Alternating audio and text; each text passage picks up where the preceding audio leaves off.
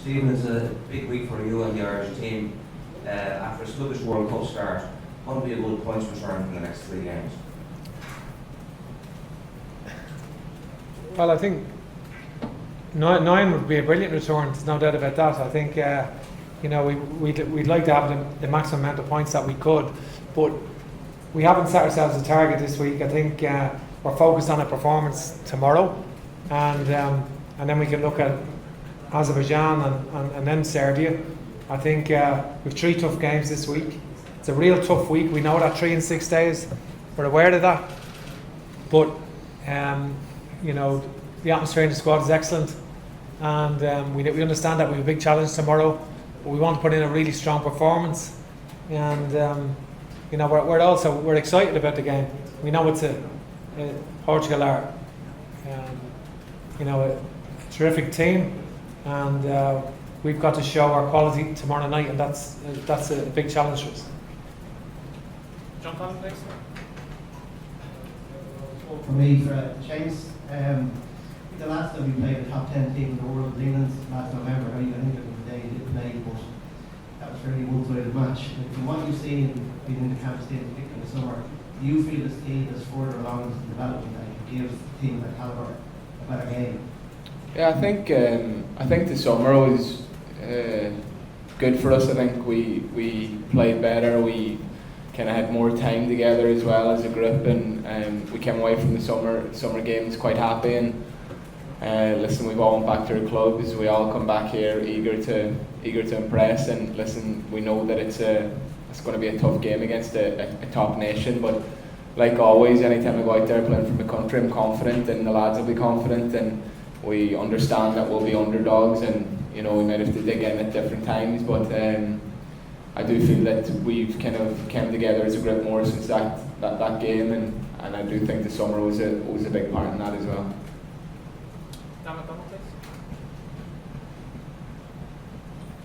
Hey Steve, you spoke about the midfielders there, but can I just ask about the performance of your defenders? The fact that Shane Duffy is playing, John Egan is playing, Darragh O'Shea, Seamus, and you have them all available at the same time. Is that something you sort of welcome? Yeah, and that's been a real plus for us. That our defenders have been playing regularly and in good form. I think Shane Duffy's resurgence at Brighton, Darragh O'Shea doing really well at West Brom, and John Egan playing, skipper in Sheffield United. Although the team are not doing well, he's playing every week, and the standards never drop. Seamus is in a rich vein of form.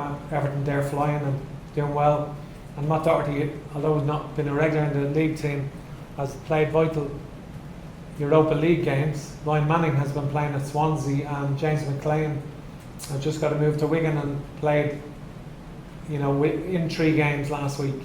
Started 1 and played in 3 games. So a lot of players have played games, and that's of our defenders, and that's very important. Seamus, can I just ask you?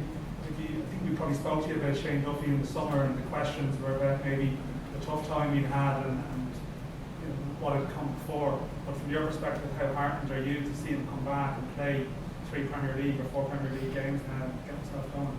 Firstly, like I said to you in the summer, I'm not one bit surprised. He's made of different stuff. He's come through a tough school with David Moyes, similar to myself, where you just get your head down and get on with it, and that's what he's done. I think I touched on when I spoke about him last. No one understood maybe the hard times that he had last year, and we've touched on it before, the loss of his father. But he took the Celtic loan on the chin, and he's come back fully focused. His attitude's never dropped, never changed. Keeps working hard, and I'm delighted, and I think a lot of Irish fans are delighted to see how well he started at Brighton. But the main thing, and I said at the start, is I'm not one bit surprised because he's made a different stuff. Yeah. Seamus, you said earlier about the young players coming through and how senior players helped you when you first got into the squad. Who are those players, or what did they do that helped you settle in? To be honest, like when I came in, I personally just have my own standards anyway. I wanted to work hard, but you're just looking at the way the senior lads carried themselves, straight away, like someone like John O'Shea pops into your head.